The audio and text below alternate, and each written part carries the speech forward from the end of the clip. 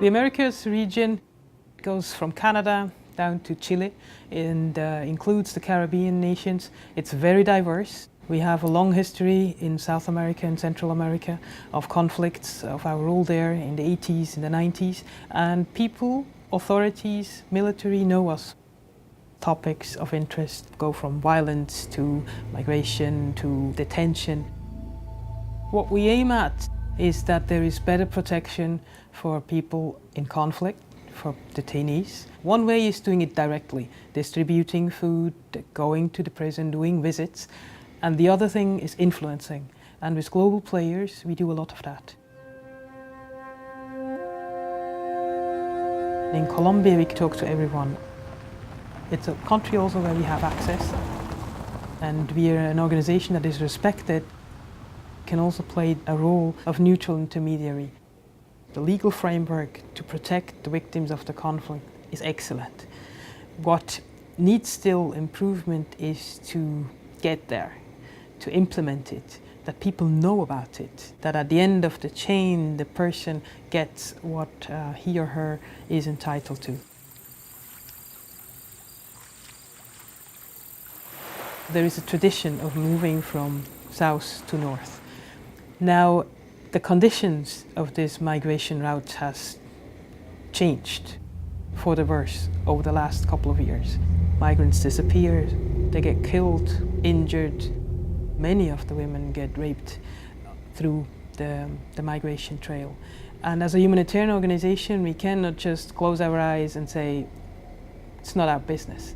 If violence in a region is huge, people will leave.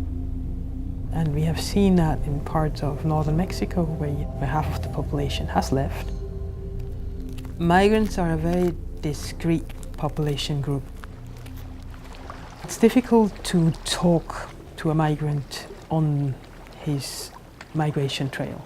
And sometimes they speak to us and the stories are sad and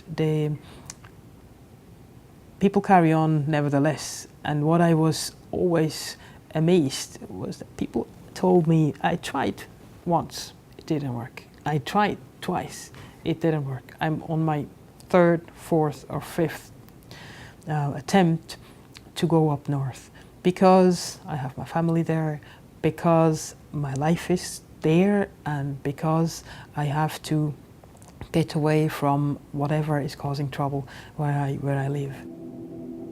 Our delegates visit Guantánamo.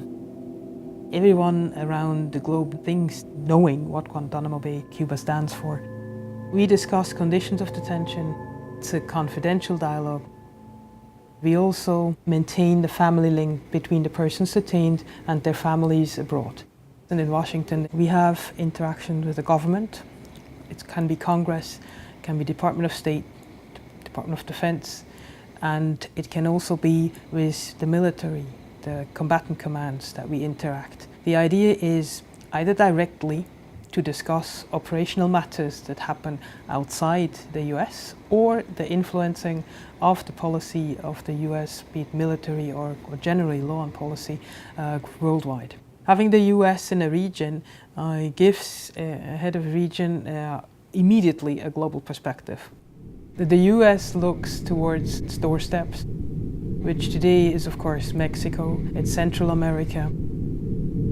It's also the migration flow, the violence, the brutality, the scope, and it's very close to the US border.